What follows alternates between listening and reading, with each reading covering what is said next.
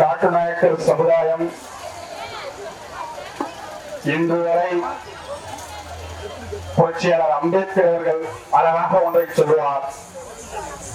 அரசியலால் திரட்டப்படாத ஒரு சமூகம், அரசியல் என்றால் என்னவென்றே தெரியாத ஒரு சமூகம் ஆட்சி அதிகாரத்தை கைப்பற்ற முடியாது என்று புரட்சியாளர் அம்பேத்கர் சொல்லுவார்.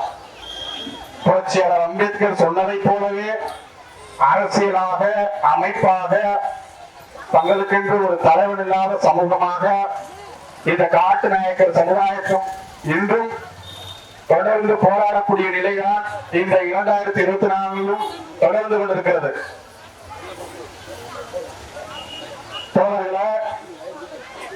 நாடு சுதந்திரம் அடைந்து 75 ஆண்டு ஆகிவிட்டது. இன்னும் இந்த காட்டுநாயக்கர் சமுதாயம் எங்களுக்கு என்று சாதி சான்றிதழ் வழங்கிட வேண்டும். எங்களுடைய மக்கள் அரசு கொடுக்கின்ற சலுகைகளை அனுபவிக்க முடியவில்லை. இன்னும் எங்களுடைய சமுதாயம் முன்னேற முடியவில்லை. இன்னும் எங்களுடைய சமுதாயத்துக்கு சார்பான அனைத்து தீண்டாமையும் நடந்து கொண்டு வருகிறது. இன்னும் எங்களுடைய சமுதாயம் ஆட்சி அதிகாரத்தில் அமைப்பாய் அரசியலாய் தொடர முடியவில்லை போன்ற பல்வேறு கோரிக்கைகளாக இன்றைக்கு இந்த காட்டுநாயக்கர் சமுதாயத்தினுடைய நிலை இங்கு இருக்கிறது. பொதுவாக காட்டுநாயக்கர் சமுதாயம் ஹண்டர்ஸ் என்று சொல்லப்படக்கூடிய வேட்டை தொழிலை குலத்தொழிலாக கொண்டிருக்கக்கூடிய இந்த காட்டுநாயக்கர் சமுதாயம் தொடர்ந்து வேட்டை சமூகமாக இந்த மண்ணில் களமாடிய ஒரு சமூகம். வேட்டை சமூகமாக ஆரம்ப காலத்திலிருந்து வளர்க்கப்பட்ட இந்த சமுதாயம் சுதந்திர போராட்டத்திலே பல்வேறு போராட்டங்களை தன்னை இணைத்துக் கொண்ட இந்த சமுதாயம் 2024 இன்னும் சாதி சான்றிதழ் வாங்க முடியாத ஒரு நிலை இன்றும் தொடர்ந்து நடைபெற்றுக் கொண்டு வருகிறது. நாங்கள் ஒன்றை மாத்திரம் சொல்லுகிறோம். காட்டுநாயர்களுக்கு ஒரு பிரச்சனை என்று சொன்னால் அது காட்டுநாயர்களுடைய பிரச்சனையாக மட்டும் நீங்கள் பார்த்துவிடக் கூடாது. காட்டுநாயர்களுக்கு ஒரு பிரச்சனை என்று சொன்னால் அது அருந்ததியருடைய பிரச்சனையாக இருக்குது. அது தமிழ் புலிகளுடைய பிரச்சனையாக தான் இருக்கிறது. வெறுமனே இதை காட்டுநாயக்கர் என்கிற ஒரு வட்டத்திற்குள்ளே இதை சுருக்கிவிட முடியாது. நாட்டில் சுதந்திரம் தான் நமக்கு இன்னும் கிடைத்திருக்கிறது. இன்னும் நம்முடைய பெண் பிள்ளைகள் எந்தவித சுதந்திரத்தையும் அனுபவிக்க முடியவில்லை. சேரிதோடு நம்மை அடக்கி ஒடுக்குகிறார். இன்னும் நமக்கு சாதி ரீதியாக தொடர்ந்து தீண்டாமை நடைபெற்றுக் கொண்டு வருகிறது. ஒரு பக்கம் நம் மக்கள் தீண்டாமையை கடைபிடிக்கிறார்கள், மறுபக்கம் சாதி சான்றிதழை அடிப்படை உரிமை. அவன் என்ன கேட்கிறான்? நாட்டில் வாழக்கூடிய அடிப்படையான ஒரு விஷயம். தங்கம் கேட்டானா அல்லது பவுன் நகை கேட்டானா? இந்த பூமியிலே நாங்களும் மனிதராக இருக்கிறோம், எங்களுக்கு சாதி சான்றிதழை அளிக்கத்தா என்று சொல்லக்கூடிய மக்கள் இன்னும் இந்த 2024 வாழ்ந்து கொண்டிருக்கிறார்கள்.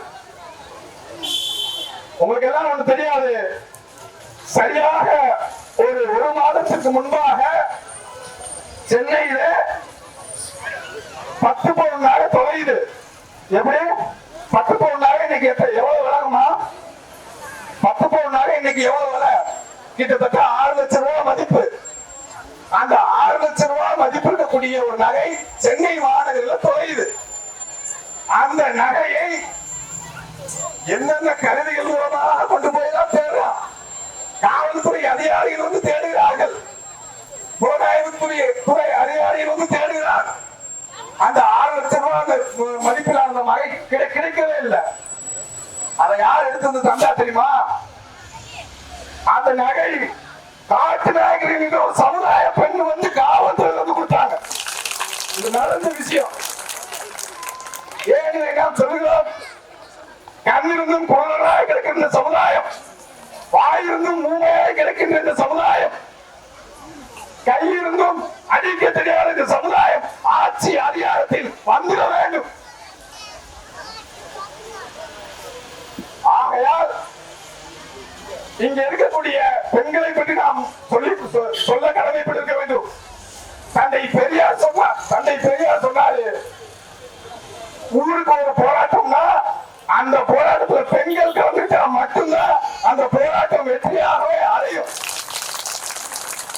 ஒரு போராட்டம் என்று சொன்னால், ஒரு ஆர்ப்பாட்டம் என்று சொன்னால், ஆண்கள் அளிக்கிற பங்கை விட என்னுடைய மகனுக்கு சாதின் சான்றிதழ் அளிக்கவில்லை, எவன் எனக்கு சாதின் சான்றிதழ் அளிக்கவில்லையோ அவனை எதிர்த்து வீதியில் போராடுவேன் என்று இங்கே இருக்கக்கூடிய பெண்கள் முடிவெடுத்திருக்காங்க. தொடர வேண்டும், இந்த நிலை தொடர வேண்டும். உங்களுடைய போராட்டத்திற்கு காட்டு நாயக்கர் சமுதாயம் மட்டும் துணை இருக்காக நீங்கள் எண்ணிவிடக் கூடாது. உங்களுக்காக தமிழ் புலிகள் கட்சி நாளை திருவள்ளுவர் தலைமையில் கொண்ட கட்சி இருக்கிறது. இறுதி வரை போராடுவோம். புரட்சியாளர் சேர்வாரா சொல்வாரு, விடுதலை என்பது கேட்டு பெறுவதல்ல, விடுதலை என்பது எடுத்துக் கொள்வது. இன்னும் நாம் கேட்கிற சமூகமாக இருந்து கொண்டிருக்கிறோம். இன்னும் ஆட்சி அதிகாரத்தில் பங்கு வேண்டும் என்று கேட்டுக்கொண்ட சமுதாயமாக நாம் இருக்கிறோம். இனி வரும் காலத்தில் காட்டு நாயக்கர் சமுதாயம் ஆட்சி அதிகாரத்தை உட்கார்ந்து வேண்டும். காட்டு நாயக்கர் சமுதாயம் ஆட்சி அதிகாரத்தை கைப்பற்ற வேண்டும். இதுதான் நமக்கான விடுதலை. புரட்சியாளர் அம்பேத்கர் தெளிவா சொல்லியிருக்காரு. நமக்கான தலைவராக புரட்சியாளர் அம்பேத்கரை எவன் ஒருவன் ஏற்றுக் கொண்டிருக்கிறானோ அவனால் தான் அனைத்து விடுதலையும் சாதிக்க முடியும். புரட்சியாளர் அம்பேத்கர் இங்க ஒண்ணும் பண்ண முடியாது. யாராவது நமக்கு தலைவர்கள் லிஸ்ட் போட்டா நமக்கு தலைவர்கள் நிறைய இருக்காங்க. ஆனால் அடிப்படை உரிமைகளை மறுக்கிற இந்த சமுதாயத்தில் அடிப்படை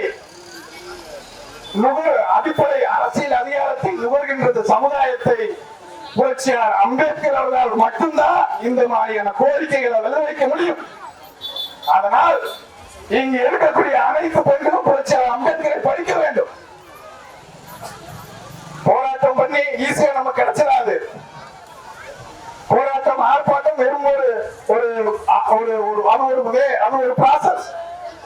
ஆனால் இன்றைக்கு கூடியிருக்கக்கூடிய இந்த காட்டு நாயக்கர் சமூகம் விரைவிலே அவர்களுக்கு சாதி சான்றிதழை வழங்கவில்லை என்று சொன்னால் புலிகளின் தளபதி அண்ணன் நாளை புலிகளின் தலைமையிலே மிகப்பெரிய போராட்டத்தை தமிழ் புலிகள் கட்சி எடுக்கும்.